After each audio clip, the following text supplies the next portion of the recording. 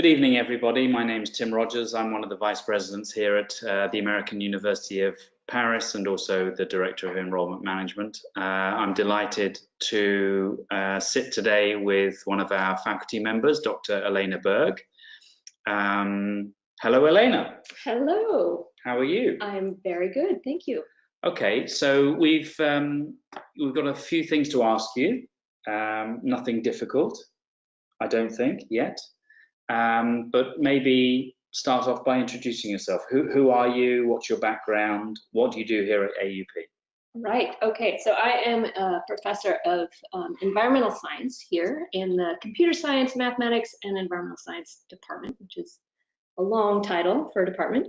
My background is in evolutionary biology and animal behavior. I've worked with monkeys and birds and now beetles.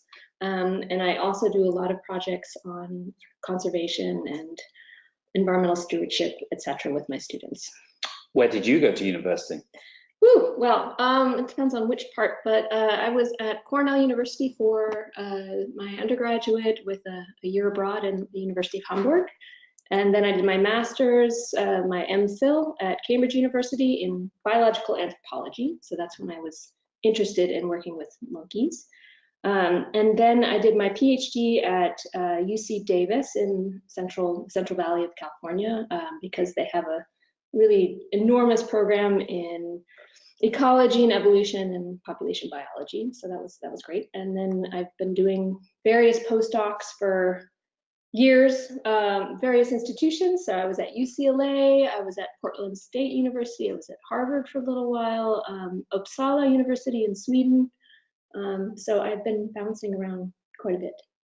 Would you say that's a kind of typical AUP faculty story? Absolutely. So actually one of the first signs that AUP was the right place for me was that when I explained my background, there was really not even a hint of surprise at the others. It was, of course, we all grew up everywhere, we all moved everywhere. So I would say that's a very, very typical AUP story, is that our faculty and our students are not very static. We've moved all over the place.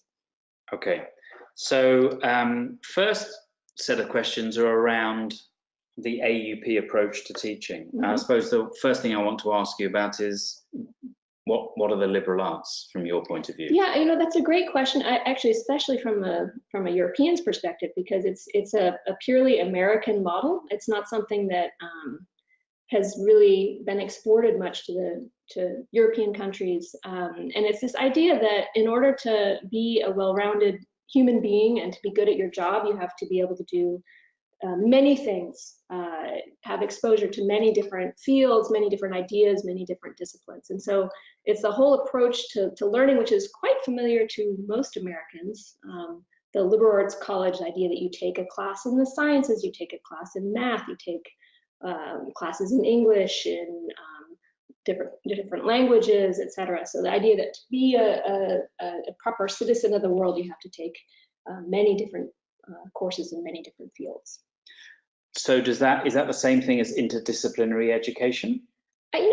I suppose so. I guess it depends, right? So the liberal arts, I would say, is the idea that you really need to hit all of these categories in order to really understand how the world works. So you have to understand how a scientist approaches the world in order to ask questions even about marketing or business, if that's where you end up. Mm-hmm. So you need to understand how mathematicians think. You need to understand how to dissect a text in literature. So I think the liberal arts is really this idea that to be a well-rounded student, you need to really hit all of those things, whereas interdisciplinary can be the connection between any number of disciplines. So I would say the liberal arts model is inherently interdisciplinary, but something that's interdisciplinary isn't necessarily a liberal arts model. Right. If that makes sense. Okay. And you find your students who are coming into AUP engaged? They appreciate this approach? It depends. I have to say, like the students who understand it come in knowing what to expect. So they walk in the door and they've seen this before. They understand, what a distribution requirement, or whatever the terminology you want to use. They understand the concept that you will be taking courses in lots of different fields. I would say for students outside of that structure, the first year can be a little bewildering.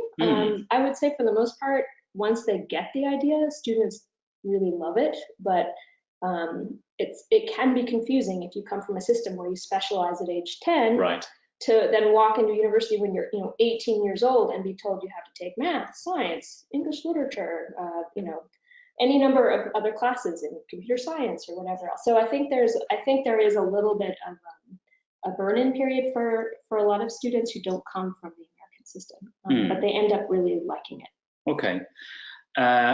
I know you're a scientist, and you're a field biologist for a long time, so you're definitely not confined to the classroom. But speaking generally of AUP, how much happens in the classroom and how much happens outside of the classroom? How much are you in Paris? How much do students do on their own? Yeah, that's a really good question. It really depends on the professor and on the field. Some of my classes, we do a lot in the classroom, but it's such a small classroom. There's only, a maximum. Biggest class is 24 students or something like that. Smallest class may be as intimate as 6 or 7. So depending on the number of students and what you're doing, it gives you that flexibility to be able to go places. So even with my classes of 24, we're going out into Paris. We go to the menagerie, the zoo at the Jardin des Plantes. We've gone to the Natural History Museum, where you can see some of the original specimens from all these people that I'm talking about in class. So there's a tremendous amount of history in Paris, in the sciences, obviously, as well as all the other disciplines that people think about with Paris, that people think, oh, art history, we'll go to the Louvre. But in fact, it's such an ancient city with so much to offer, kind of so many different disciplines, that we do use Paris a lot, because it's a way to be up close and personal with all of the stuff you're talking about in the classroom.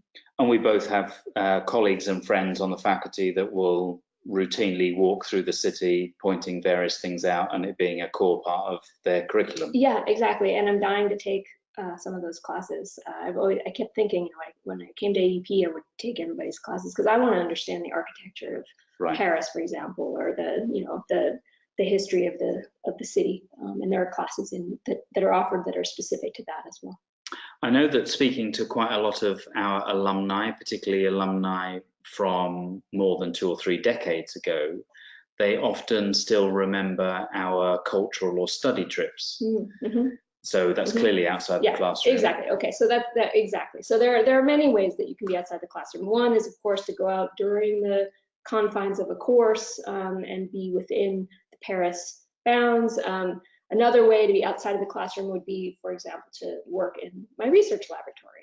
I do projects with beetles right now and various other kinds of things, and so students can actually get their hands on, doing hands-on research outside of the classroom. And then, of course, we go away, because Paris is a fantastic hub. It's a great place a great jumping-off point for a lot of places in the world. So we have cultural study trips that take students really everywhere in Europe, and then also beyond. So I haven't done as many yet because I have small kids, but I did take a group of students to some of the early cave paintings in southern France. That was really fantastic. I've been on another study trip to Marseille. So there's all kinds of really cool opportunities, both within France and then also within Europe and beyond. Okay, so next kind of set of questions. I know a lot of people are interested in this, but you mentioned the classroom. How big are the classes? You said, big ones are 20 odd, 23, 24, 25. Yeah, and those feel enormous. It's hilarious how your perspective changes after time here. That when I came here, the idea of 24 people in the classroom seemed tiny, and now I'm like, 24 people in my classroom. So you get used to these tiny classes. Yeah. Do you enjoy that? Do you enjoy tiny classes? Yeah, I like them. A part of it, it's okay. So I would say, especially in the sciences, where we have students who may be reluctant or have had difficult experience with science in high school. This is probably true of the math classes as well. I don't know why these disciplines tend to bring in students who have kind of anxiety about it, but when you have small classes, you can draw people out. It's really hard to do that when you have 100 or 200 students in a Right. class. So if somebody hates science, they're probably not going to open their mind enough to not hate it if they're not interacting with the material. So the small classroom allows you to work with students of different abilities and different openness, I guess, to science, and then hopefully convert everybody to being interested by the end of the semester. And do you see that? Do you see that transformation? Yeah. Do you convert people? Yeah, I would actually use that term. I would say that I have, the first day of class is always, I'll admit, I have anxiety coming to the first day because I do get some evil stares by some students who again, maybe earlier in their career at AUP or may just not be that sure they like this liberal arts model or they don't know why they should like it. So they come in sort of saying, I don't want to take a science class. Why are you making me take a science class? And so part of the fun for me in teaching gen ed, sort of introductory level science classes that I have a chance to try to figure out what those students are interested in and draw them in and explain the ways that what we do in my class can influence what they're doing in their lives. So yeah, I would say there's a conversion that happens. Some come in the classroom and they already know that they're excited. Right. And you know who those students are. They're usually in the front. They're the ones, their hands up, ready to ask questions. And then you have the ones in the back who are leaning back and kind of crossing their arms over their chests, and they look anxious, wary, bored. And that's one of my fun challenges. And usually, most of the time, you can get people really engaged because you have these small classes. Relationship to students. We hear a lot about this, that with big classes, students don't necessarily know their professors, and quite frankly, oftentimes people aren't taught by professors or PhDs. They're taught by postdocs, or they're taught by assistants. What kind of relationship do you have with students? Yeah, so AUP again is the exception to the general rule that all of the teaching is done by professors. In a science course, if you've gone through an institution with a big science program, you don't have much contact with the professor. So the professor may be that blue dot at the front of the enormous classroom. I have memories of my 1,000-person chemistry class, right? From an undergrad, I didn't know this person at all. But AUP, of course, we do all the teaching in the lecture component, but then we also run all of the labs, which are 3 hours a week, where you're working with 12 students, maximum of 12 students, in a smaller room doing hands-on activities. So again, I know that this is, there are other disciplines that do things in different ways, but even in the sciences, which typically you see these big classrooms with really anonymous kind of relationships. Here at AUP, it's all done with the professors kind of in close communication with the students. And is that just confined to academics, or in terms of a pastoral role or a personal advising role? Do you have those responsibilities? Oh, absolutely. Yeah. So all faculty at AUP advise as well. Depending on what you're doing and which classes you're teaching, you may have more or fewer students, but we all work closely with our students in the advising role. But also, I would say that even more than your official advisees, you get to know particular students who may have particular talents or challenges or whatever in your classroom, and then you end up getting to know them very, very well. Because again, you can't really run away from your professor when there's maximum of 24 of you. So you end up getting to know people and their individual stories. And AUP is very focused on those individual stories. So one of the things that's sometimes a challenge for professors is that we do have to invest a lot of individual time in our students. And that's not always easy, right? Because it's hard to juggle everything, but it's part of what we do. It's part of what AUP is. Yeah. Do you catch people sleeping? Rarely. They can't. They just can't. It's too small. Yeah. And there's a certain amount of peer pressure when you have 24 maximum. Again, I'm talking about like these are big classes. Sometimes they've been a little bigger, but I would say AP class maybe the maximum ever is 30 or 36. Right. In sort of extraordinary circumstances. But it's quite difficult to sleep and get away with it. Right. Right. So as part of that classroom, from an admissions point of view, we know that we receive all of these applications from, umpteen different countries. What does that actually mean for you, having students from, routinely 10 or 12 or 13 countries? What does that do to the classroom dynamic? Oh, it's fantastic. So again, it's something you have to learn to take advantage of. I would say maybe initially I didn't know enough about the backgrounds of my students to know how to deal with that. But within the first I would say the first year of my time here, I realized that it was an asset, and that actually it was like my responsibility to make sure that I took advantage of the fact that I had students from all these different backgrounds. So I'll give you an example. Teaching in it was a class on evolution, and I had a student who came from a very strict, I'm getting poured a beverage, a strict community in Syria where he had no idea that he hadn't been taught about timescales. And when I was trying to teach about human evolution, the idea that there was anything more than a few thousand years of Earth's history was completely astonishing to him. So he had literally never in his life been taught that there was anything outside of sort of 5,000 or 6,000 years of human history. So he couldn't, I would say I needed more than a semester with him to wrap his head around that, but it was absolutely extraordinary. So then you learn, wow, that's actually fascinating. Yeah. That you can work with somebody who came through a completely different system and has a totally different set of assumptions. So I would say the responsible professor takes advantage of that, right? Like you figure out what everybody's good at, you figure out how people have learned, and you ask them questions about that. In my environmental science class, I ask all of my students to do a research project on something related to the environment in the country that feels like home to them, right? I even stopped saying country where they're from because I don't even know what that means. So some country that feels close to them. And they come up with kind of a wonderful array of things because it feels personal. And I don't know anything about solar roads in Georgia, right? But my student did because he's Georgian and he wanted to sort of tell us all about what was going on in his country. So that again becomes the responsibility of the professor to really draw in students from different backgrounds. And how does that impact on other students? So, you're Georgian who's talking about Georgian solar roads. What does the American from Cleveland, how do they react to that? Well, I mean, the whole idea is to open your mind, right? I mean, you recognize that there's more than Cleveland, I guess, right? Like if you're in a classroom where everybody's from the same place, it's hard to understand how other people think or live. It's hard to actually be,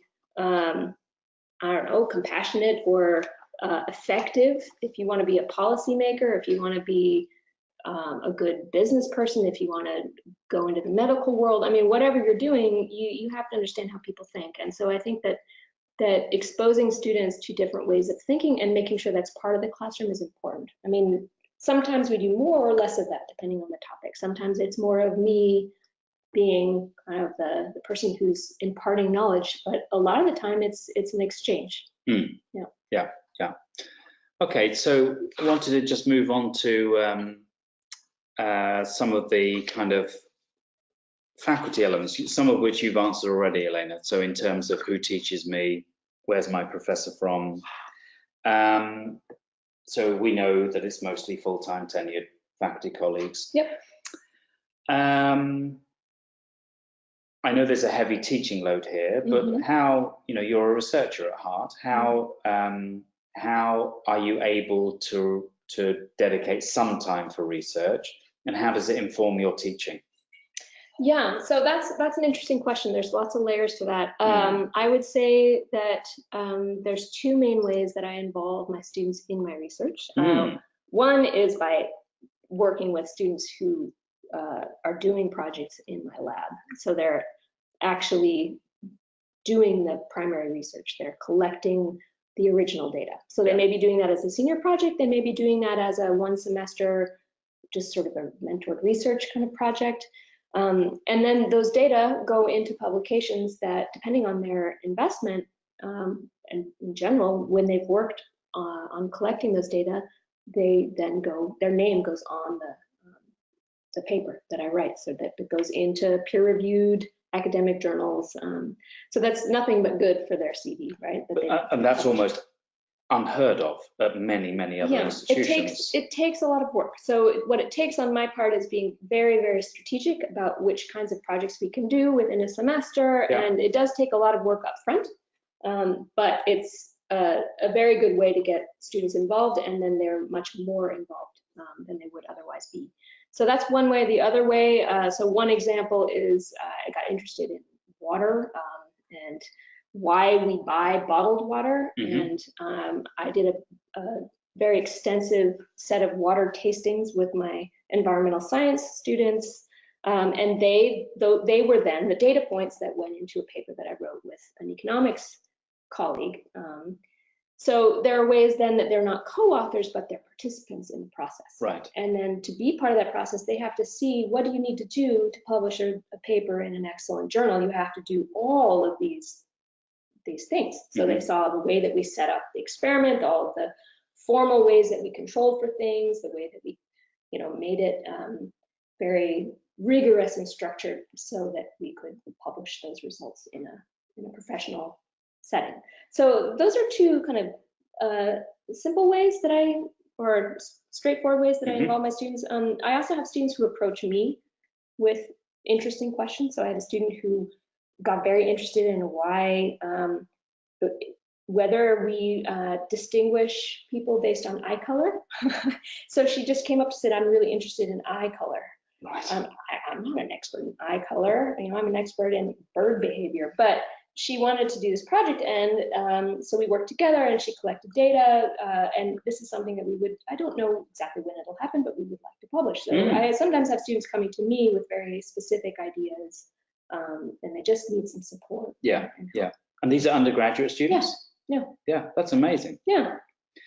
Do you, I know, you've been here a while, but have you seen that then track through into career outcomes? Oh, yes, absolutely. Or, contact with alums or alumni that you might have written a reference for 4 years ago? Yeah, no, I have a conversation tomorrow with a company that wants to hire one of my students, this student who did her senior project on eye color. Oh, really? So, she's interested in fashion, and also, obviously color is a big part of that, and the ways in which people doctor their eye color as part of their fashion statements, etc. Anyway, so I'm going to be talking to this person tomorrow morning to talk about this wonderful student. I have another student who has used me as a reference many times and is doing very cool stuff looking at computer-human interactions that started with work she was doing in psychology and with me on beetles. Right. So yeah, it feeds into the future all the time. Do you see, in terms of those outcomes, not, naming names or going really pinpointing, but preference for a job, a paying job, and preference for graduate school? What are you seeing? I'm seeing two things. So I do see graduate school, so students who are really focused and motivated. And to be honest, students who really have the tenacity to want to do a research project are often the ones who then want to go on to graduate school. So I would say there's definitely the grad school route, but I always encourage my students to take time to make sure they want to go to grad school, because grad school is very intense, and it's very isolating, and you have to be ready. And sometimes when you go through such an intense experience at AUP, you need to do something else for a year. To kind of decompress. Exactly. And so one thing that AUP does is it supports students who want to stay an extra year past their graduation. And a lot of those students end up doing internships or other things where, and so I'm often a reference for those kinds of internships as well, where they may be exploring things that are similar to what we did together, or maybe not. Yeah. You feel internships are quite popular at the moment? Yes, I would say that. Again, I represent a very small subsection of the university, but our program in environmental science is growing, which is great, because I think it's a really perfect, here I'm going to plug environmental science, but it's a perfect time to be doing environmental science at AUP, because we have so much going on. But I can't remember what your question was. Internships. I got lost in plugging my program. The focus on selling. Right. Yes. Come on. Yeah. Sorry. Internship. Environmental science. So there's Yes, I think there's more and more interest in getting getting hands-on experience. And I don't know if that's because of the way, I think that has something to do with this educational model where we keep telling students and working with students to get firsthand experience and to experiential learning is kind of a buzz term right now, but it's certainly one that's feeding back into the classroom here at AUP, where we're always trying to think about how to expose students to more than just the textbook. Yeah. So I think the internship is a really great way to get exposure, and some in good and bad ways, right? So the good part is that you're seeing how the real world works, but the bad part is that sometimes the real world is not as glamorous as you thought it was. So that is also very positive. So you get students who said, oh, you know, I spend a lot of time behind a computer screen. Well, you know, welcome to the world. So there's a really, I think, important function that internships serve for students. Yeah. Where are your colleagues from? Well, they have the same story I have, all over the place. So my closest colleague is, let's see, he's Italian, kind of, but he speaks English with a perfect American accent. Yeah. And he grew up in the Philippines and may have been born in Istanbul. Was he? But yeah, see, right? Yeah. So, and he was actually on the committee that hired me, and he was totally unfazed by my story because that seemed kind of tame next to his. So all over the place. Let's see. We have Scottish, English, Australian. So they're the English-speaking nations of the world. But we also have, you know, Swedes, we have, but again, how do you even define them? Because they've lived in 18 countries. Okay. And that again is the same profile as a lot of our students. Not all of them. Some, I had one of my very favorite students who was sort of my first research student. She grew up in a small town in New York and had never really been outside of New York and just had always wanted to be in Paris. So you get students who also just really have a motivation to be here, but may not be the international student, and they become an international student. Yeah, there's something within them or within their local experience that just leaves them wanting more. I mean, I think that the AUP, people don't come to AUP unless they're open to that. I think in general, it's a place that invites those who are open to it, but you don't already have to be a cosmopolitan person to kind of embrace this model. Yeah, okay. So we've missed a slide, sorry about that, everybody. We're supposed to talk about teaching methods. We're going to talk, exactly, thank you. There comes the teacher, sorry everybody. So incoming students sometimes are, from an admissions point of view, ask questions or they realize they've got to do something called First Bridge. Yes. What's First Bridge? Yeah, so I teach First Bridge and I really love it because it's, well, okay, what is it? So it's 2 courses that are linked thematically in some way that are offered to our incoming freshmen as a kind of landing point for new students. So it's the idea of these classes is to, first of all, through 2 classes that may be really different but linked somehow thematically, it's an exposure to the liberal arts model. So you're learning that, so for example, this fall I'm teaching an evolutionary biology class, kind of, it's on the evolution of motherhood, long story. But my counterpart is in comparative literature, and she studies feminist science fiction. So you think, okay, feminist science fiction and evolutionary biology, what's the connection? But we're really interested in how different disciplines look at, in our case, motherhood. So the expectations of what mothers should do. I'm looking at it from an evolutionary angle. So what do we know about how, and our ancestors behaved? And so students get exposed to this kind of sometimes what seems to them like a quantum leap between 2 different disciplines, and we're trying to integrate those. So we teach our separate classes, but then we meet together once a week and do kind of linked activities together. We go to museums, we may give different kinds of presentations or watch films or whatever. And then it's also a way for students to learn how to use the library, how to do research.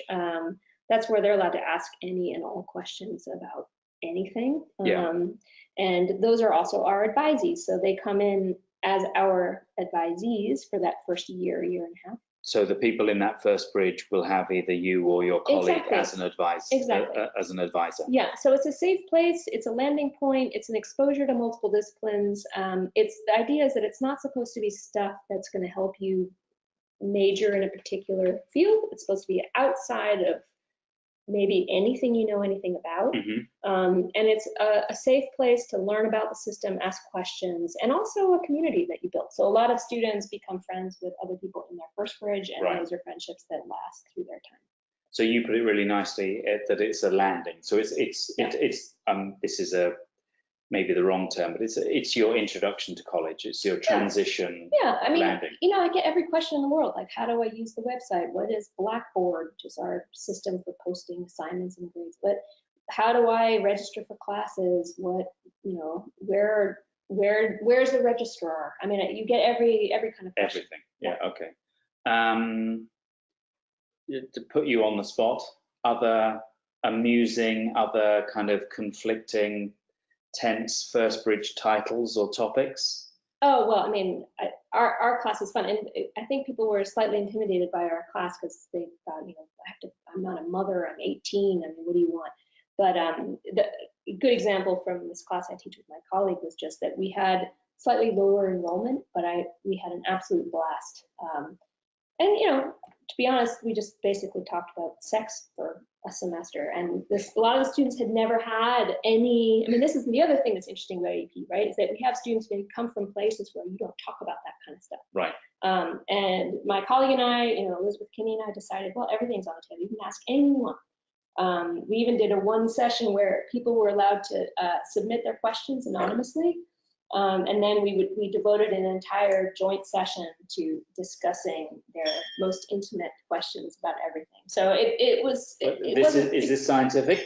Yeah, absolutely. So they had a biologist in the room to basically explain, how the body works, right?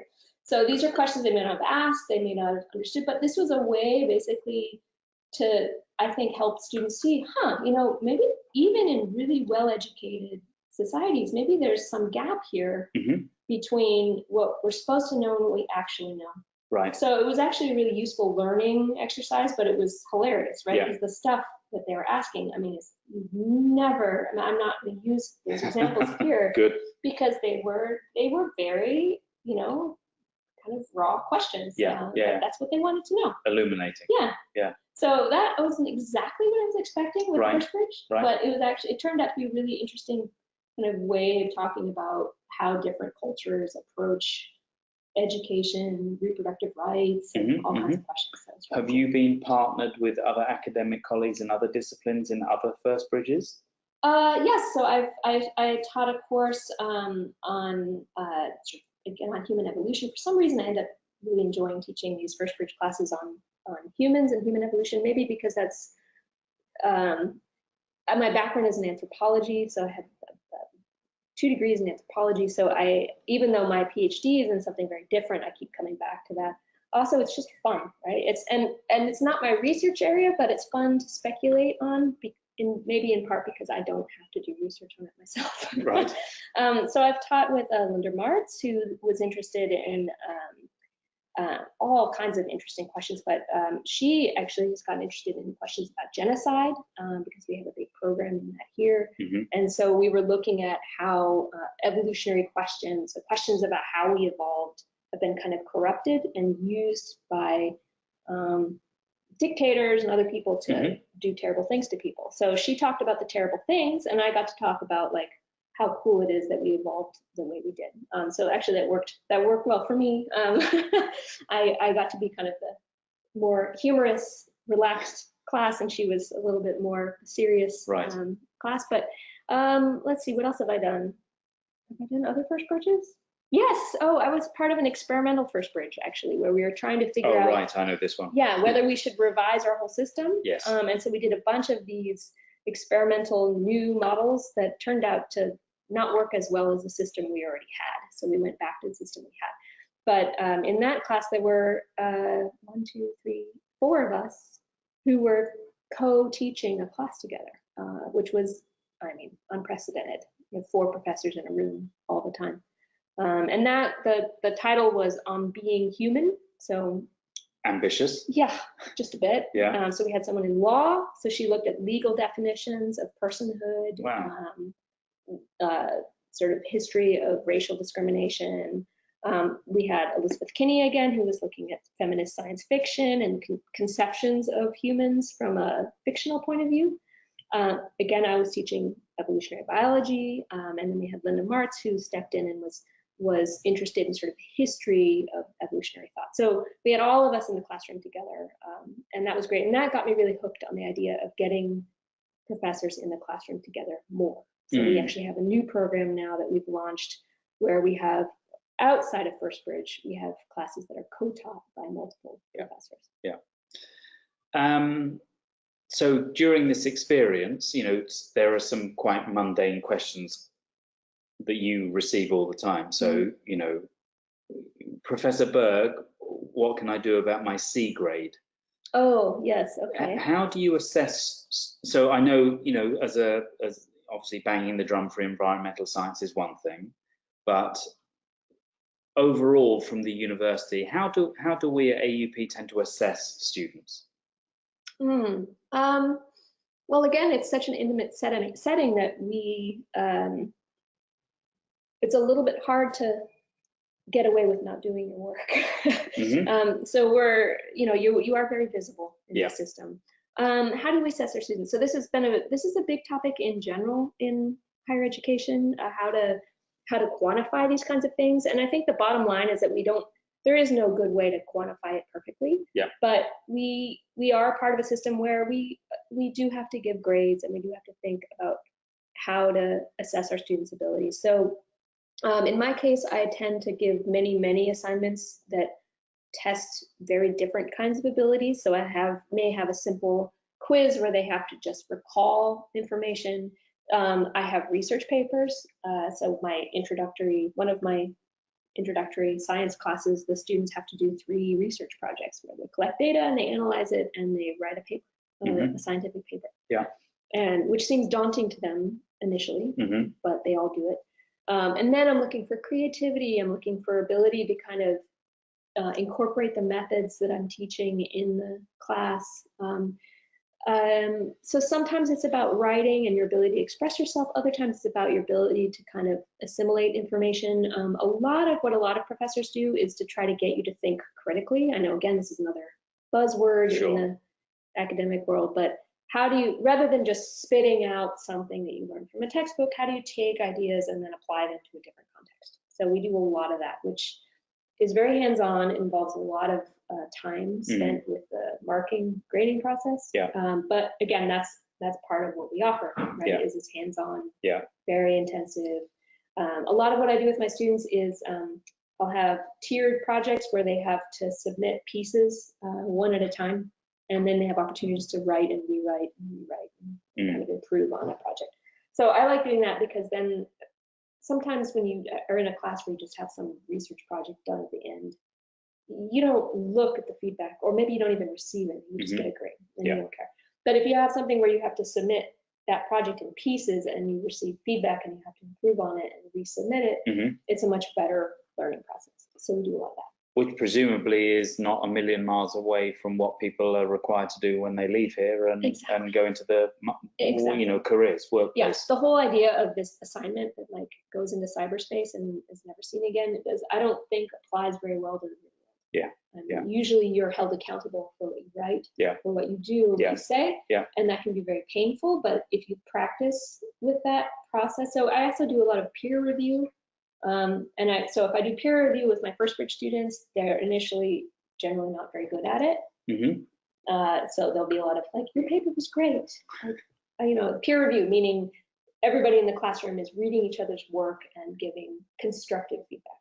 So I'll get a lot of very not particularly useful commentary from students initially because they're kind of intimidated. Right. So they just say everything's great. Or I'll have the opposite. Occasionally I have a student who's just like, this is terrible. This is terrible writing, you know, and the person's crying. Okay, this is not going to work either. So you have to train people how to actually give feedback. Okay, give and take, compromise. By the time they're seniors, generally they're better at this process. But even then, they have to learn. Yeah. And so the trick is, as an educator, is to structure that process so that you're not just saying give feedback. Yeah. But you're saying, okay, here are the questions you should ask. Yeah. Here are the ways you can address these questions in a structured way, and you can make it anonymous or not, etc. So that's another way to learn, is to learn from your peers. So there's still, presumably, you do still have final exams? It depends. So yes, so in my introductory level science classes, and this is true of a lot of classes at AUP, there is an exam period. You have 2.5 hours, and you have that particular thing you do. Maybe you're writing an essay, maybe you're taking an extended sort of typical exam, or you have maybe even multiple choice, who knows, but often short answer questions that you answer. But in one of my other classes this semester, instead they had to give oral presentations. Mm-hmm. And this is the class I was telling you about before, where they had to give their oral presentations to the president of the university. So there was no pressure. But what was fascinating about that is that these are presentations that actually they had given already. Yeah. But then we got word that the president was able to join us. Yeah. And so I said, okay, guys, now rather than debriefing during our final exam period, you're going to give your presentations again. Yeah. But to a wider audience. So there were actually several people from outside the class who then listen to these presentations. So the idea that the projects that they were proposing, this is a class where they actually wrote proposals to do projects at AUP, the idea that then those projects will get funded somehow, that we'll actually do those projects. So there was a lot of real pressure on the students that actually was that they really, really appreciated. They liked that a lot. So we have a question in from Brian, who asks, your worst moment in an AUP classroom? My worst moment? Oh, well, I think every professor in the world has had a spinach in their teeth moment, right? A spinach in their teeth moment. Yeah, okay, well. Right? Yeah. Where it's like you just, you didn't notice that, whatever. Or you have, I eat chocolate messily. I don't know. I always have. There's like a picture of me from when I was 3 years old eating chocolate ice cream that was like the front page page of my tiny town newspaper. So that happens, right? Yeah, so I've learned to go check my teeth and before a long class and after eating chocolate. Yeah. Sometimes distracting things happen. One of the funnier moments. I'm trying to teach, and so AUP is one of our buildings is situated directly across from the fire station. Right, indeed, yes.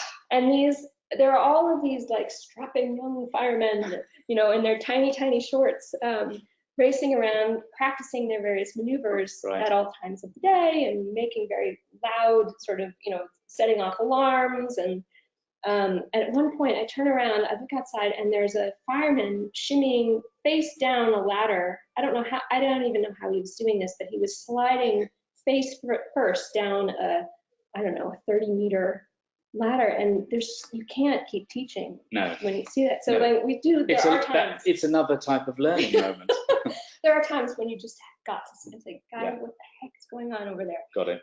Right. And then it's always better when you're in a classroom that's not where they're faced away from the fire station. Right. And just so everybody knows, until about 3 or 4 years ago, the admissions office was directly opposite that fire station. Oh, I didn't know that. And similar distractions were often it's very entertaining. Yes. And when you're in the front of the room, I mean, you just see all kinds of stuff. But the way I teach normally in the classroom, I face the fire station, so I'm trying to learn. Yeah, so I see it, but they don't, which is a blessing. So it's a kind of self-censorship. You're actually. So another question, which is from Elaine. Interaction with other departments and advisors and other offices on campus. Do you have much interaction with other departments? Well, yeah, I mean, so it depends, right? We teach together now more and more. This is one of the things I'm trying to increase sort of the profile of at the university. We work together for First Bridge. We also, it's such a tiny community that we work together all the time. So there are formal ways that departments work together in terms of how they work in the classroom. There are research partnerships. So this project I was telling you about with water was done with an economics professor, and we just met at a faculty gathering, some event, and started chatting about our interests and realized we had kind of similar interests, and hey, let's do a project together. So it's such a tiny community that we're interacting with each other all the time. And then if you have questions or you have a student who wants to do something, you always know roughly who to ask, because there's only 100 other faculty, and we mostly know each other.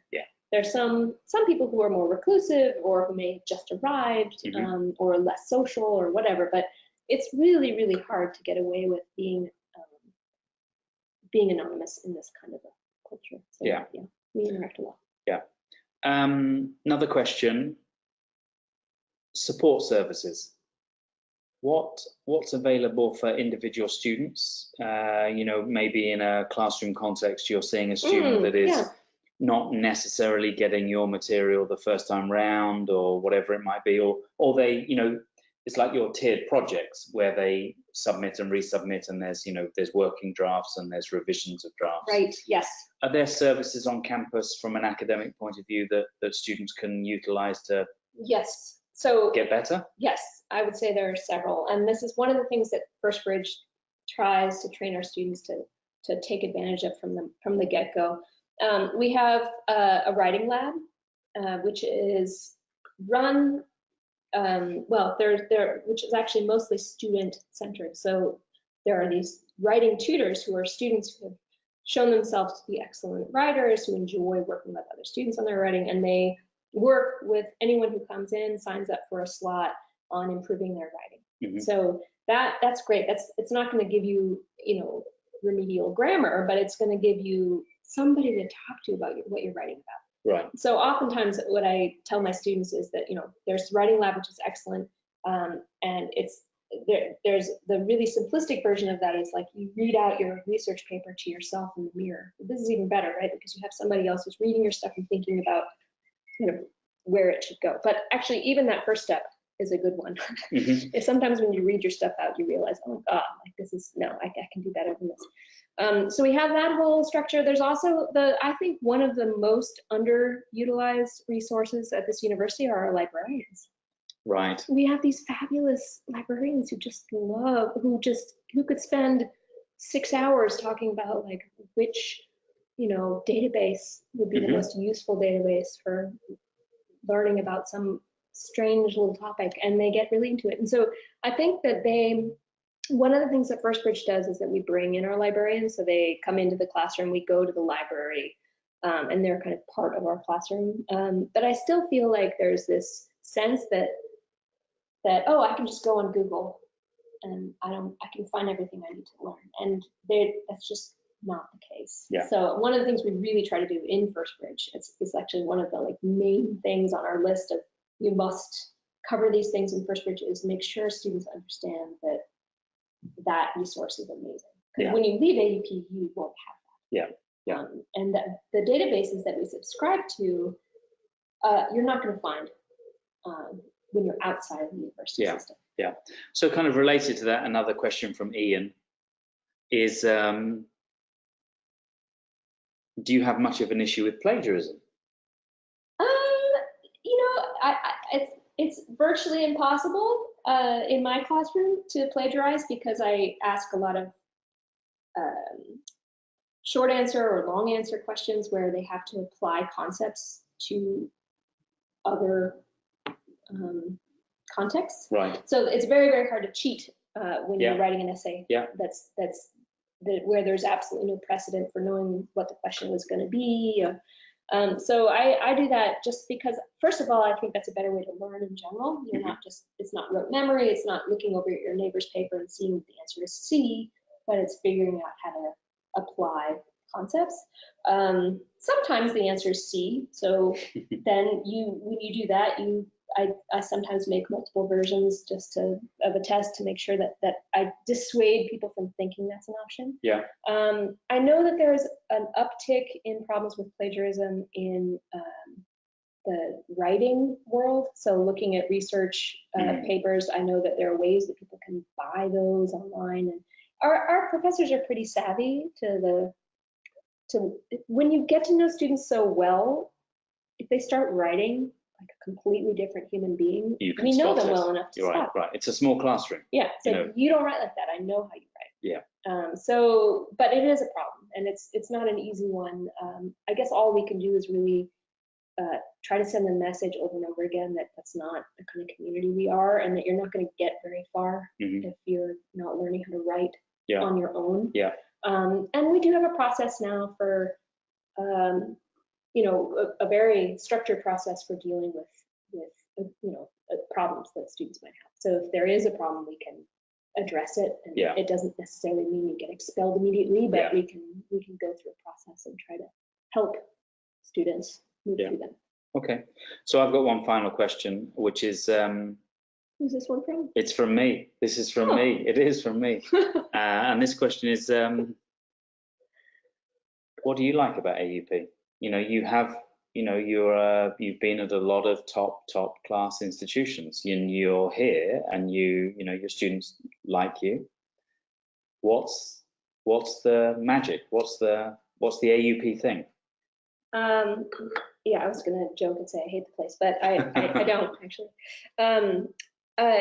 What's the AUP magic? Well, okay, for me, the magic for me is that it's a small liberal arts college in Paris, right? So you're in a world that doesn't have the liberal arts, and you get to be this kind of unusual, amazing little community that, what is the hidden gem or whatever, right? Yeah, that nobody understands kind of what this represents necessarily in our immediate surroundings. So one of the things we're trying to do is connect more with our community so that people know more about us. But one of the things that's also nice about us is that we have a teaching model, a learning model that's very distinct from other institutions around us, but we draw on the international kind of matrix of Paris and its environment. So favorite part is probably, it's probably just how incredibly international it is. I love that our students speak so many languages. Yeah.